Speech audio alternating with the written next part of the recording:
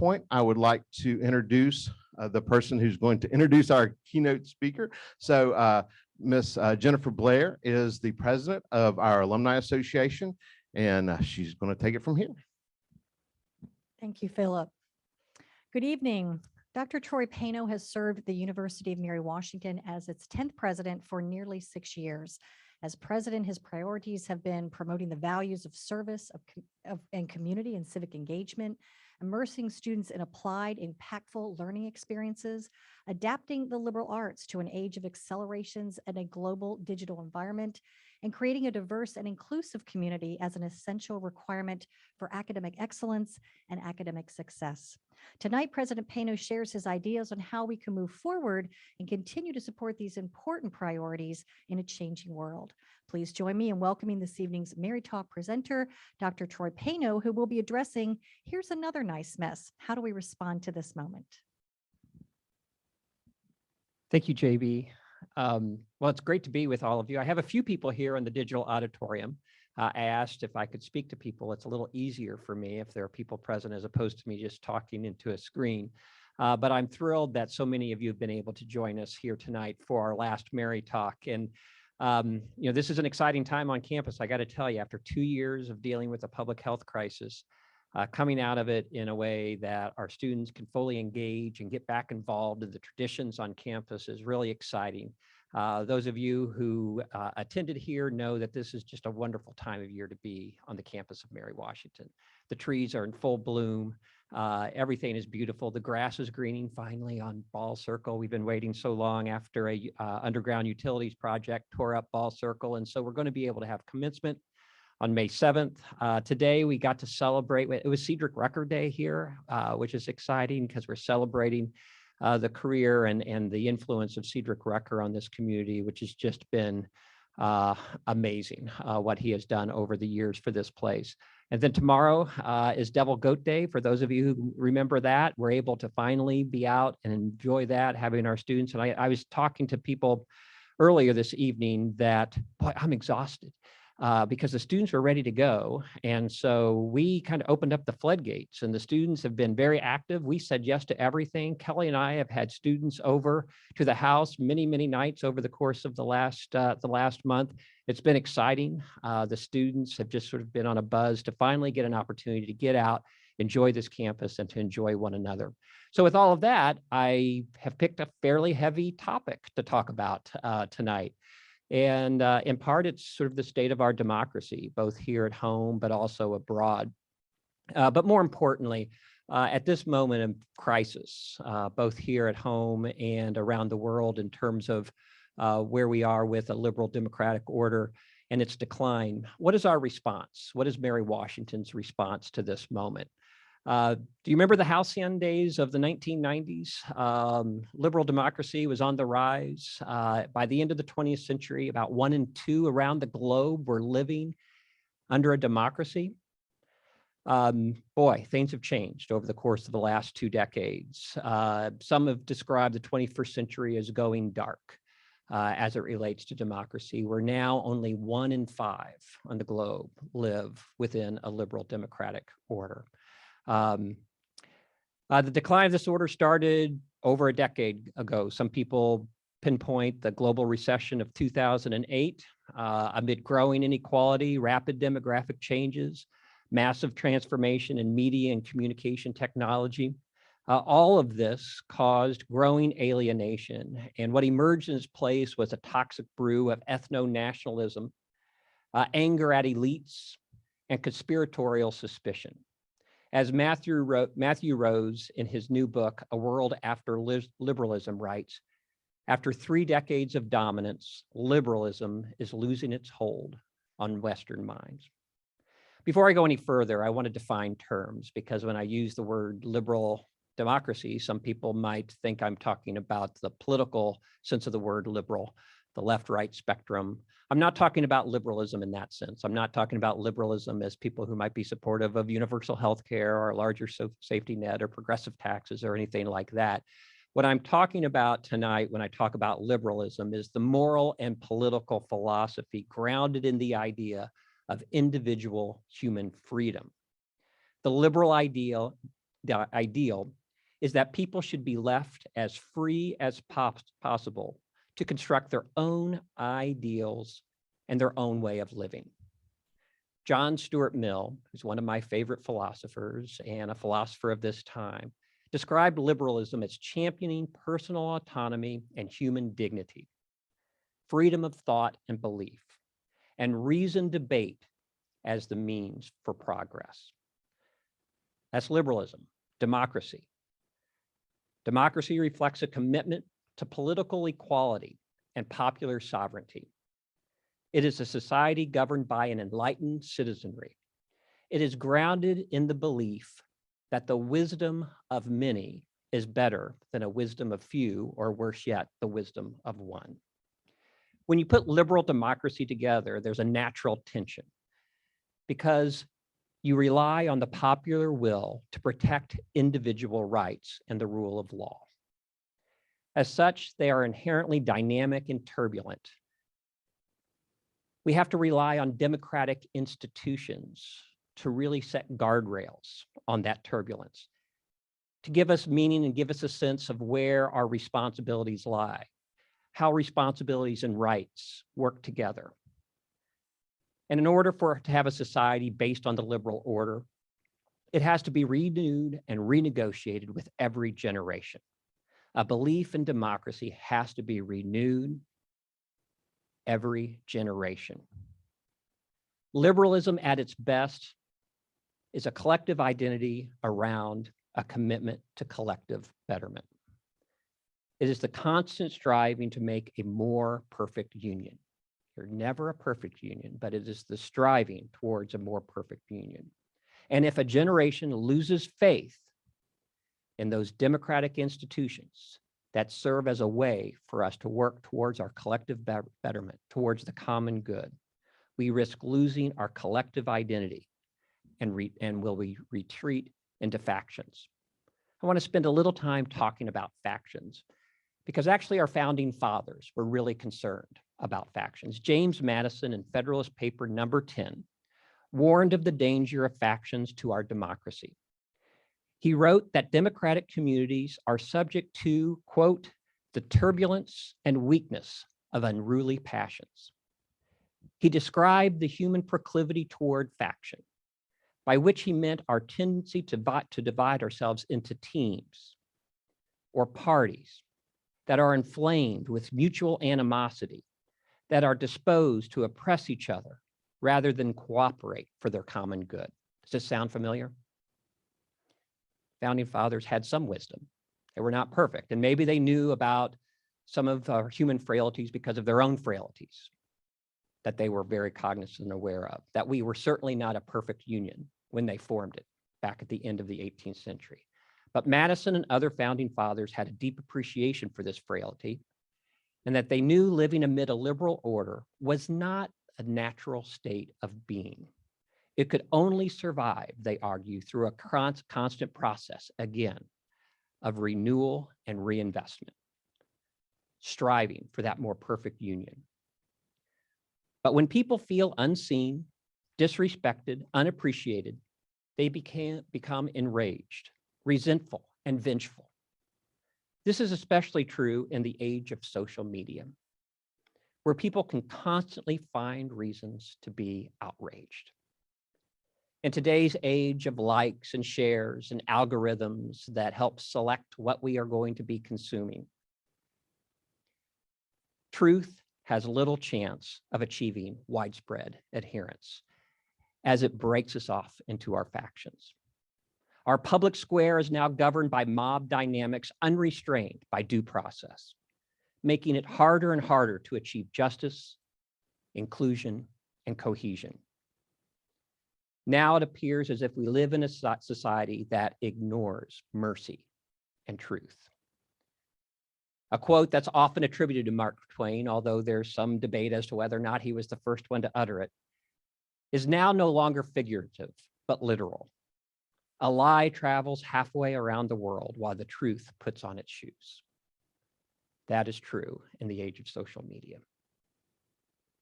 As a result, our trust in one another and in our democratic institutions has eroded to the point where people are happy to be factually inaccurate if they can be socially divisive. In the age of social media, people gain influence through division. You have a greater chance of going viral if you can be divisive. Another quote, this one by William Butler Yeats, is also apropos for this age of social media. The best lack all conviction, while the worst are full of passionate intensity. Social media is good at building what sociologists refer to as bonding social capital. Bonding social capital is the relationships and the connectivity between individuals within groups, whether they're groups that are divided by ethnicity, by race, by religion, by politics, by geography. Bonding social capital is really that social capital that is defined by groups. But what's important, really the fuel, the oil, if you will, for a liberal democratic order is not just bonding social capital, although that's important, but it's bridging social capital. And what sociologists mean by bridging social capital is that those are building relationships of trust across the cleavages that divide us. Where do we do that? Where does that happen in today's society? Authoritarian leaders exploit cultural differences, religious tensions, and status resentments to mobilize support and expand their power. These differences, tensions, and resentments that are magnified by social media and exploited by authoritarian leaders offer the comfort of self-righteous indignation, a sense of belonging, and a clear identity. And that is valuable amid all the chaos and uncertainty of our modern world. The allure of factions is a powerful force. It is how we have become so polarized as a world and as a nation. And let's face it, our current liberal democratic order, the state that it's in, is not a great advertisement for a liberal democracy. We are witnessing a surge in the rates of anxiety, depression, and self-harm, particularly among Generation Z. Generation Z are those who were born in the mid-90s to the early 2000 teens, the ones who are going through Mary Washington today. That's Generation Z. This surge started over a decade ago, and now 44% of high school students report feelings of sadness and hopelessness. The US has fallen behind other countries in social mobility. It is now harder for individuals to rise above the circumstances in which they were born. People lose faith in the liberal democratic order when they no longer see a path for social betterment. I think of my own family stories, and maybe you all can think of your family stories as well. And it is my grandparents who came to this country in abject poverty about 100 years ago. Uneducated, my grandmother on my mother's side, an orphan who grew up in very difficult circumstances. My grandfather on my father's side, coming from the islands off of Sicily in Italy from a peasant family. If they could see me now, merely 2 generations later, that they have a grandson who is not only able to get a college education, but a law degree and even a doctorate, and has had the honor of being a president of 2 public universities within a 100-year span. They could have never imagined it, but that's why they came to this country, and that's why there was hope in the liberal democratic order, because there was a pathway. People believed in the promise and the hope of that collective social betterment. Today's generation doesn't feel that any longer. We also have an epidemic of gun violence, suicide, opioid addiction, and loneliness. And certainly as we've gone through COVID, the isolation we've been living in, that loneliness has only been exacerbated. We've seen it both among our students, but also the people who we work with and we know. Can a constant confrontation with the failures and deficiencies produce a culture that is generous and forgiving? Can it remain concerned with those who feel left behind? Amid all of this, there has been a loss of faith in those very important democratic institutions. Throughout the history of our republic, we have relied on those institutions to mold a democratic citizenry across differences. The more pluralistic we become, the more important these institutions are to survival of our liberal democratic order. They serve as the glue that holds us together. But those institutions are experiencing an erosion of trust similar to the lost trust we have in one another. Churches and the media have gone partisan. Many people believe our courts have as well. Even our highest court of the land, many people now see just as another arm of our political partisanship. Civic organizations have shrunk or almost disappeared. I've had the opportunity to go and talk to Rotary clubs over the course of my 2 presidencies. And they always ask me the question, how do we get young people involved in our civic organizations? How do we get them to become members of Rotary? As I look around and I see the average age of members sitting at those meetings at clubs like Rotary, I worry about their survival, where they last another generation, as young people are not joining them. Public education has been neglected or underfunded. Civic education in our schools is almost non-existent. How are we going to survive? Let me remind you that Mary Washington, the University of Mary Washington, is a democratic institution. We were actually created at a time like this. The Fredericksburg State Normal School for Women was established during a similarly fraught time, during the Progressive Era. If anyone knows anything about the Progressive Era, and this was one of my areas of study that I wrote about when I did my dissertation, we were seeing some similar fragmentation. It wasn't social media that was fueling it, but there was a lot of things fueling all of the various fragmentation, the fraying of our social order. We had massive immigration at the end of the 19th century. So again, increasing diversity. This was a time of great urbanization, where more and more people were moving into cities, and you had the divide and the alienation that was associated with that. Industrialization, changing the way people worked and lived, but also creating inequality in our society. Of course, anyone who's been watching the Gilded Age, remember this time and the social divisions that were created. And there was an investment in public education at that time, because this was going to be an important democratic institution that we're going to teach the skills of citizenship. And the Fredericksburg State Normal School for Women was established to produce the teachers to go out and work in these public school systems, to develop the next generation of citizens, to create that bridging social capital. Its establishment was an investment not only in the public school system, but in our democracy, in citizenship. And it's continued its mission throughout its 100+ years. When it became a part of the University of Virginia in 1932 and became Mary Washington College and switched to a liberal arts mission. That liberal arts mission served a public purpose as a democratic institution just as much as it did when it was a normal school. Remember that a liberal arts education is about developing the skills needed to be free citizens. It is quite literally the art of liberty. That commitment continued beyond. And when it went co-ed in the 1970s, we actually became closer to fulfilling our mission because we were starting to serve a more diverse population that better reflected our democracy. And we even do so more now as we look at who we are over the course of the last decade with the growing diversity, where now Mary Washington really much more closely reflects the diversity of our Commonwealth and of our Republic.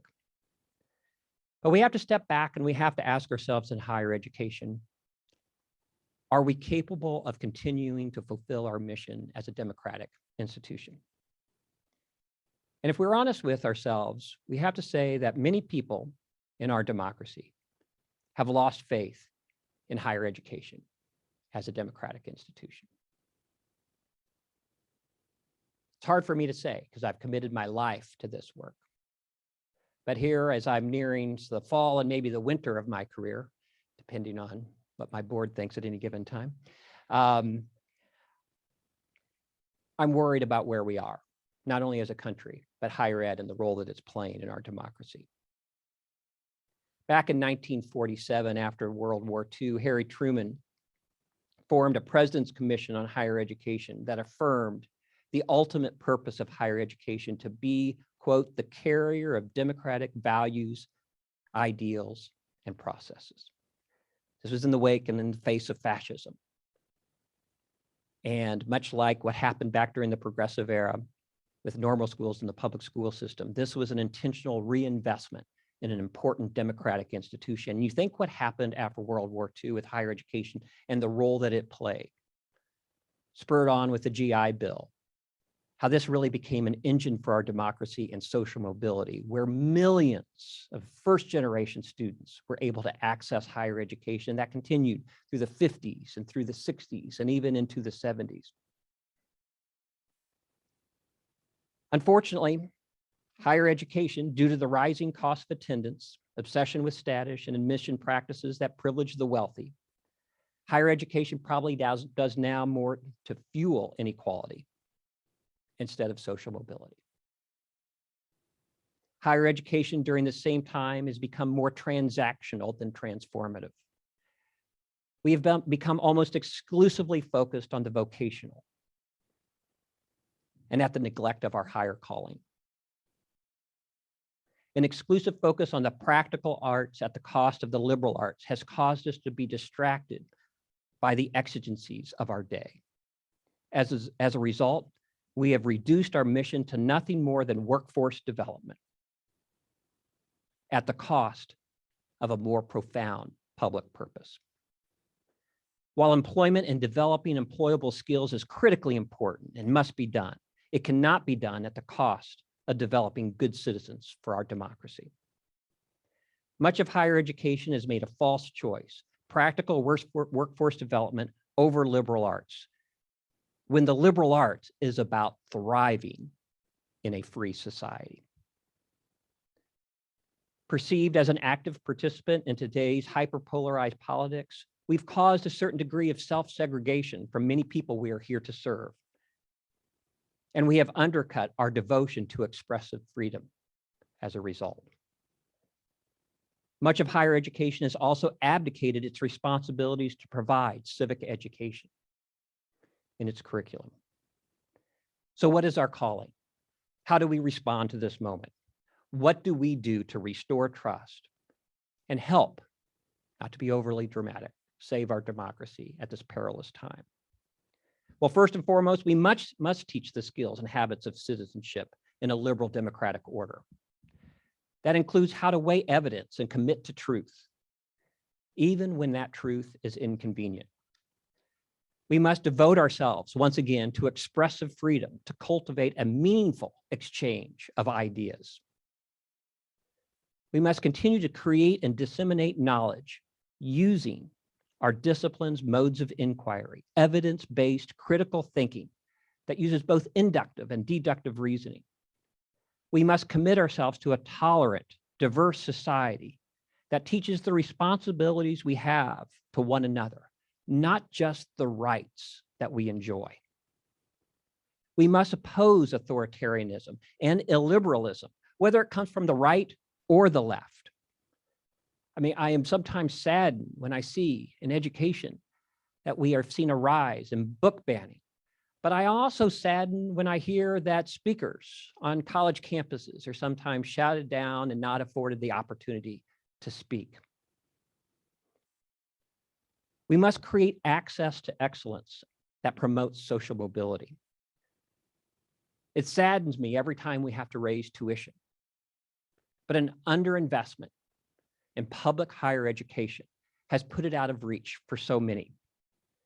People who describe themselves as better off than their parents express greater support for democracy and are more opposed to authoritarian rule. Once again, if there is hope for betterment, people have faith in the democratic order.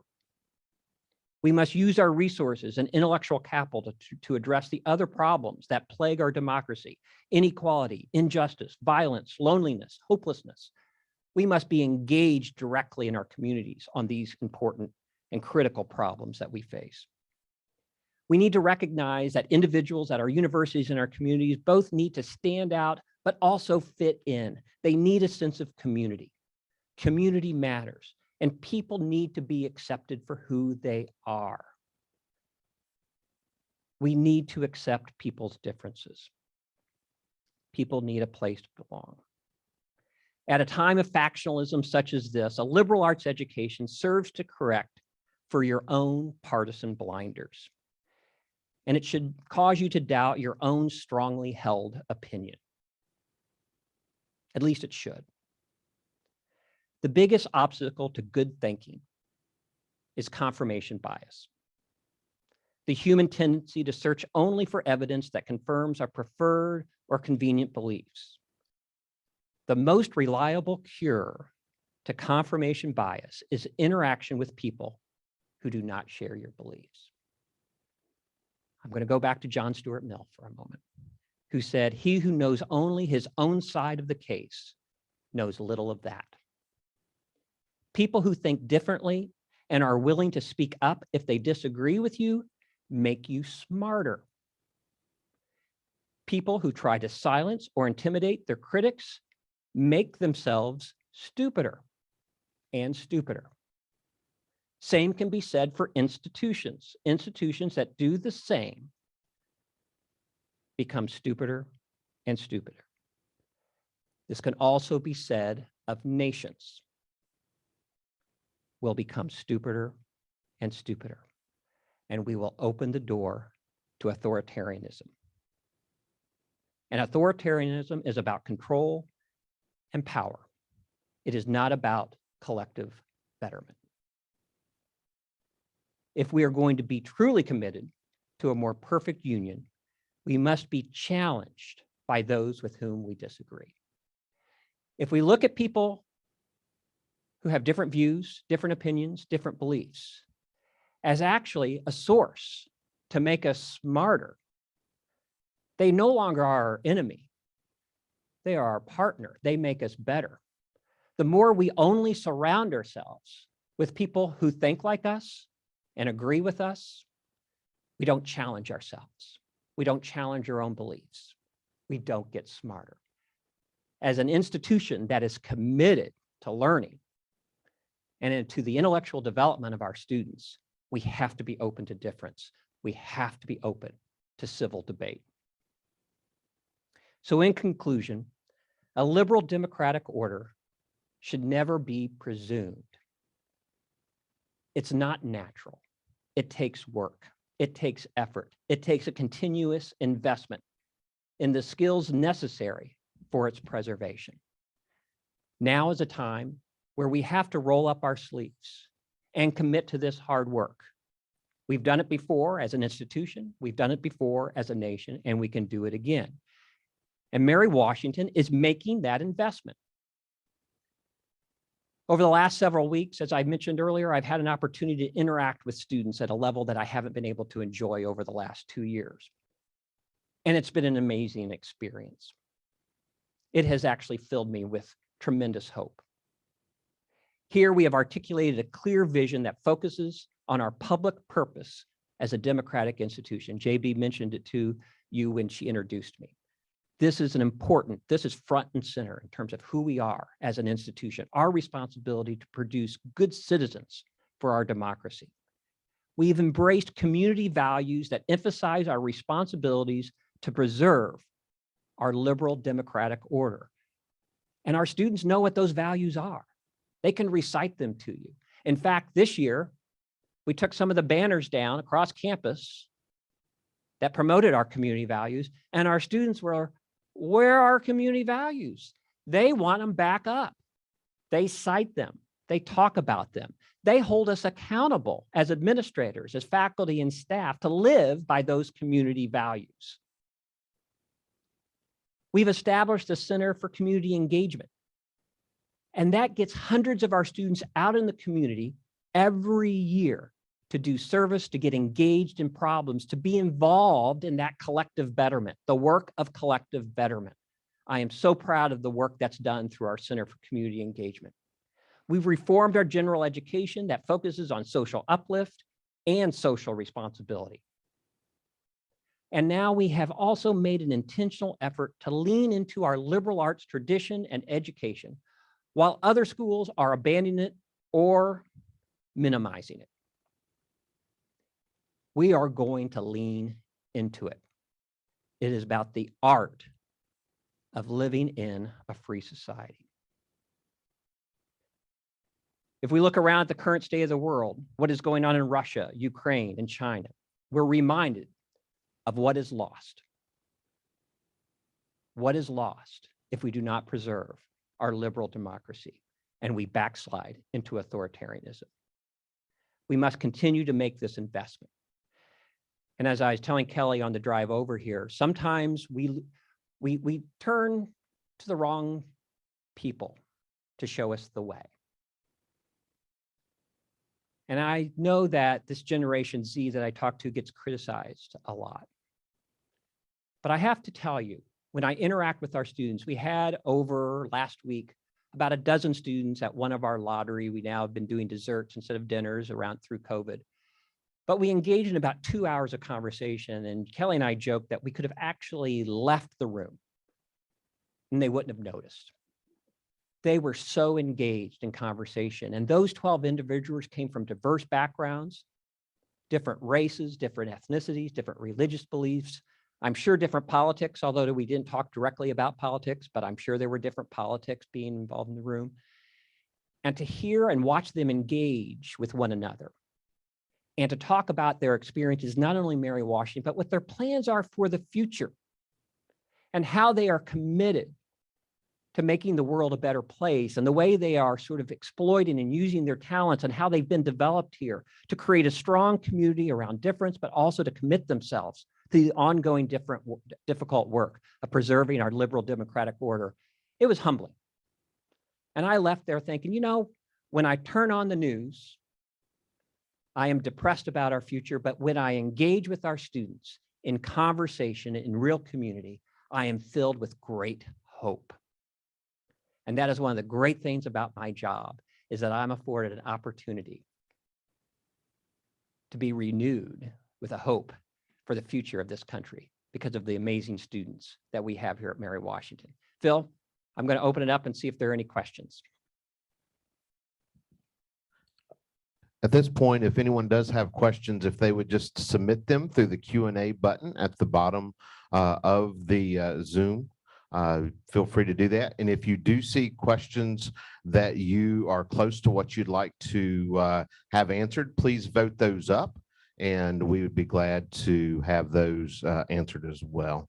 So once again, please enter any questions you have into the Q&A box, please.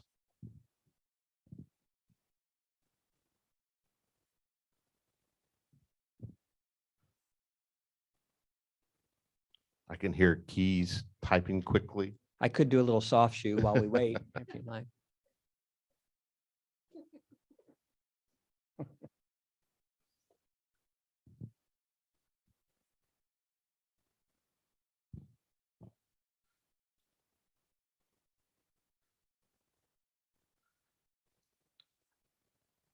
Okay, we have one that just came in that says, can you talk about the current debate amongst student loan debt and forgiveness? Oh, wow. Yeah, that's a big question. I don't know if I have the answer to it. I do worry about students who are graduating and saddled with tremendous debt. You know, it puts them so far behind to be able to make investments, be able to be homeowners, all of that, to come out of college with $20,000, $30,000, $40,000, $50,000 of debt can be very oppressive. And it worries me a lot, in part, not only because it might delay their ability to afford a home or to invest in their retirement or their kids' college education. It also has to forces them to make certain decisions out of college in terms of what they do with their life. Talk about the students who want to give back and do public service. It's harder and harder to make those choices when you're saddled with $40,000 of debt. I'm not sure if complete loan forgiveness is the answer to the problem. You know, one of my worries about sort of a retroactive fix like that is that there are a lot of people who have had to make very difficult choices to access higher education, choices they might not have made, right? If they would have known that at some point in time their debt was going to be forgiven. So I do worry about those sort of attempts to retroactive erasure of debt. But I think there are some creative ideas out there that should be looked at. including things about how loans can be paid off maybe over time, given the certain kind of work that people might choose to go into, that there might be some other ways of dealing with the debt crisis than just wiping the slate clean. I think even though I believe very much that the cost of education, higher education, is way too high, and students should not be saddled with this sort of crippling debt in order to access higher education. Some of the responsibility is both within institutions of higher learning, but also states that need to be investing in public higher education to keep it more affordable. I do think even with that students should have some skin in the game in that investment. I don't think that it should be a complete free deal. And I think students, even if they come from backgrounds that don't have a lot of money or liquidity to be able to afford it, that there are options available, including work on campus. I mean, we have a lot of opportunities right here at Mary Washington that students don't take advantage of. We often, every year, we leave money on the table for student employment, opportunities for students to work. So while I agree with the problem, I'm not sure if erasing student loan debt completely is the answer. There might be some middle ground that could be achieved. Great. Thank you. Virginia asked, other than opening our wallets wider, what is the best thing alums can do to support your civic initiative? Yeah, well, I think that what I really would invite all alums to do is if you aren't fully engaged in Mary Washington, to get engaged any way you can through service, not just through treasure, but also through your talents. I think those alums who have done that, who've come back, who've had opportunities to interact with our students, to talk to our students, I think they would tell you it's incredibly rewarding. But it's also really rewarding for our students. I think the universities that really do a great job are the ones that connect alums with current students. And I think a lot of opportunities are opened up for our students through those relationships. And our students want to learn from our alums. They know that you walked in their shoes, you sat in their desk, you slept in their beds here at Mary Washington. And they want to hear your stories. They want to learn from you. They really do. They're incredibly curious about it. Because they're trying to figure out their way through a very chaotic, confusing world, and to have examples of people who will serve as mentors to them and help encourage them in the work that they do, whether it's in community engagement, civic engagement, or just in terms of work opportunities. I think it's critically important. So I think that's what I would encourage you. But yes, please give too. Okay, Karen says, thank you for this timely talk. What a powerful and engaging speech. Is there a plan to submit this as an op-ed in the Washington Post MYT? Yeah, I have thought about it, and I've started opinion pieces, and then I've stopped, and then I've started them again, and I've stopped. Yes, I think there will be opportunities for me to talk and write more on this topic as we move forward into the summer and into next fall. I think it's a critically important topic. I'm not the only voice out there that, thank goodness, talking on this, but it's so important right now. I really do feel like we're at a critical time. And those of us in higher education, particularly leaders, need to come together to really make this reinvestment in what our core mission is. So yes, the answer is yes. The next question is, what is UMW doing to make sure students hear both sides of any issue, whether political or societal? Yeah, great question. So we're going through our reaccreditation right now. And in order to do that, we have to have a sort of a quality enhancement plan that's usually tied to some type of programming that we think is a need on our campus. And we've been thinking a lot about one of our wonderful traditions here at Mary Washington, and maybe many people who are tuning in tonight are part of that wonderful tradition, is the tradition of debate.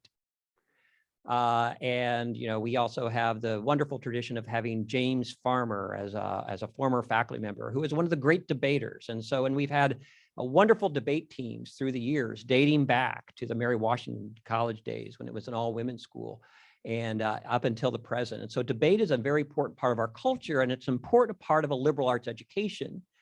And so enhancing our culture of debate and creating academic opportunities around meaningful debate on critically important topics is something that we're talking a lot about in terms of really having that ingrained in our curriculum, in our academic experience for all of our students. So that is one way that we are promoting this culture of really a diversity of viewpoints, where people have opportunities to engage with those who share different views. Mary Ann and Jack ask, will you please tell us more about the Student Community Involvement Program? Thank you for an excellent presentation. Yeah, so our Center for Community Engagement, we established, it's probably about 4 or 5 years ago. And it's been under the leadership of Leslie Martin. And we did this after we articulated our strategic plan and our vision for the future around civic engagement and community engagement. We established this center. And it really serves as a bridge to the community, and it gets our students out there involved in a variety of ways. And some of the students then come up with ideas on how to be of service using their own passions. I'll use one wonderful example that was encouraged and supported by our Center for Community Engagement, and that is one of our students, Hollis Cobb, and maybe some of you have read about him. And his interest, his initial interest was in old cars. He had an interest in old antique cars and fixing them up. But he also had a passion for reading and for literature. And so he brought those two passions together, getting the funds to purchase an old 1980s vintage ambulance, working on it, getting it running, and then converting it into a bookmobile, and having people donate books and going through to parks and to elementary schools, serving the community, handing out books and getting people excited about reading. And that really came out of an inspiration through our Center for Community Engagement. But we also have students who are working in a variety of ways through the school systems and in other nonprofits through our Center for Community Engagement.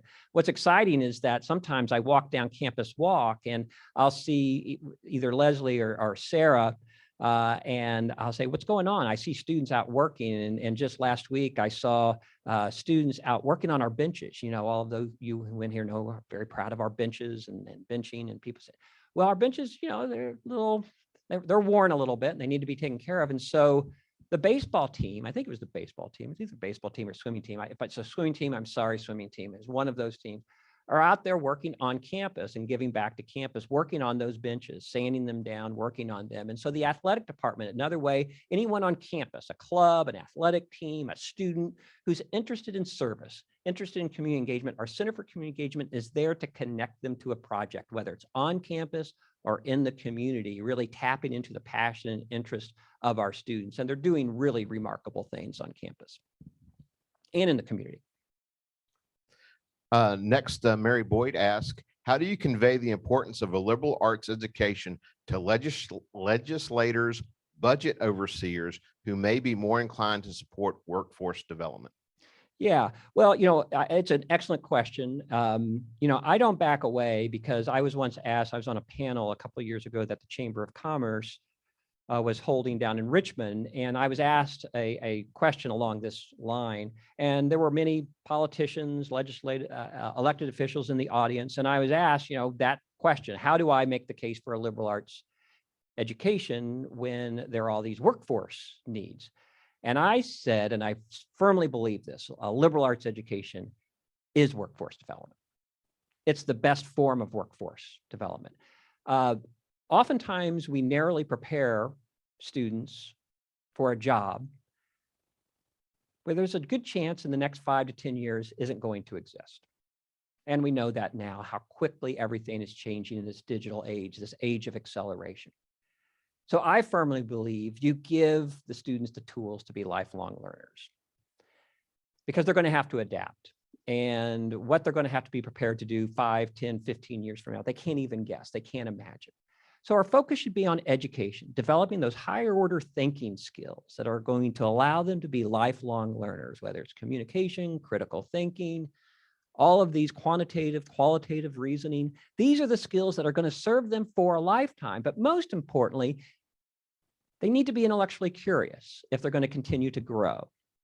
And so I think if you look at the people who lead a lot of most big organizations and companies, look what kind of education they got. Many of them came from a liberal arts school. And I think we're limiting students when we narrowly focus on workforce development. We're limiting what their potential is. A liberal arts education is actually an investment in the potential of each student. I mean, let's face it, when I came out of high school and I went to college, no one would have pegged me for having much potential. I was a modest, indifferent student at best. But when I went to college and was afforded the opportunity to get a liberal arts education, and my intellectual curiosity was sparked, all of a sudden my dreams in terms of what I might be capable of in this world expanded exponentially. That's what a liberal arts, that's the transformative power when we turn education just into a transaction and we give up the mission of being transformative. We're reducing what we do and we're limiting the potential of our students. So that is how I make the case. The next question follows up very closely with that. Steve asked, how can a liberal arts education become more valuable, marketable in a college marketplace that may overly emphasize job training? Yeah, I think that, what's critically important, and this maybe ties to an earlier question about what can alums do. I think the sweet spot for us is combining our liberal arts education with experiential learning.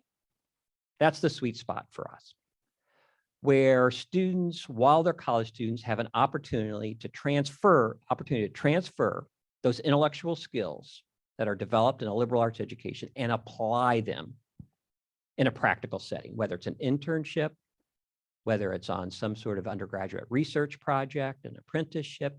So that is really the sweet spot. And if you take a student who has a rigorous liberal arts education coupled with experiential learning, taking that into an applied practical setting, and then send them off on the job market, they're ready to go. They're ready to go. Okay. Katie asked, Mary Washington is only one small liberal arts college. Do other institutions feel the same? Yes, no question. We have partners out there, but we're small, but we're mighty. And I don't think we should shy away from our potential influence in the marketplace. If we stay true to who we are, if we lean into that, we can become really distinctive for the type of education and what we're proud of and the values that we espouse. We're in a location that can be very influential. We are right between the nation's capital and the state's capital. We're right off the 95 corridor. We have access to those halls of power, if you will. And so I don't think we should be afraid of touting who we are. In fact, that's part of our efforts moving forward in terms of how we communicate effectively. But no, we are not alone. We have wonderful partners, both in Virginia, but also across the country, who are very much invested in this work. It doesn't get a lot of attention, but they're out there and they're fighting hard for this. So we're not alone. And I know sometimes the stories, just as I was mentioning in the age of social media, the stories that we glom on are sometimes the most controversial stories of what's happening on college campuses. So the ones that will grab attention, whether it's on CNN or Fox News or what have you, those are the stories we hear about. But I can tell you there are 4,000 schools of higher learning. There's a lot of good work in this space going on at many of those schools. The next question is from Ruth, and they ask, how does a student get invited to have a discussion with you in your home? Yeah. So, well, there are multiple ways. We have a lottery that we have each month some students who come over to eat with me and Kelly and spend some time. And so people put their names in, they make a case, why they would be interested in doing it. They get drawn. I got to tell you, sometimes a student, and that happened during this last one, a young woman who I've known since her first year here. She runs on our cross country team, and I got to know Amber, a delightful young woman. And I was walking from campus back to Brompton, and it was actually the night before we were going to have our lottery dessert. And she was in her car on college, and she pulled over and she said, President Paino, I have put my name in for every lottery dinner. I am a senior. I'm graduating in a few weeks, and I haven't been picked. And I said, Amber, we have one tomorrow night and you're coming. And so that happens too. When someone appeals to me on the sidewalk, on campus walk like that, we'll rig it and they'll get there. But we also have opportunities to interact with students. And so sometimes we'll do special things when a student will say something like that they haven't been at Brompton, or there's some special reason why they might want to come to Brompton. We'll figure out an excuse to get them over there. And one example of that, about a month ago, we were here in this very room at a lecture, a visiting lecture for our art department. And Kelly and I were here, and afterwards, a couple young students came up to us and said, we heard that you have student artwork in Brompton and that our pieces are hanging. And we were like, well, we do have student artwork. It rotates, every so often. And what is your artwork? And so they start describing, and we're like, yeah, we love that. We love your piece. And we started talking to him and said, would you like to come over and see your piece hanging in Brompton? So we had a special reception for the artists whose pieces are hanging in Brompton, along with the art faculty. So when we have conversations like that with students, and there's a good reason, hey, we need to have them over, we'll invite them over so that they can come in and we can get to know them a little better. Okay. The next question is from Richard, and it's, how would you rate the tolerance level of the many differences between students, staff, and faculty on the Mary Washington campus? Tolerance for difference among the, where would I rate it? It's a great question. I don't know if are we using a grading scale of A to F, or are we using a 1 to 10 scale? I think it's, it depends. It's a reflection of our society. I mean, I think you have the polar extremes, the 10% here and the 10% there, who might not be very tolerant. But as I said, when I interact with students, the vast majority of them, and we have them in our home, I think there's a tremendous tolerance for diversity of viewpoints.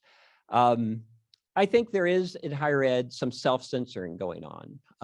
And I know that in an age of social media, that students of this generation are sometimes, as our university presidents, afraid, right, of being sort of attacked or shamed for something that they maybe have said in the age of social media that can go viral.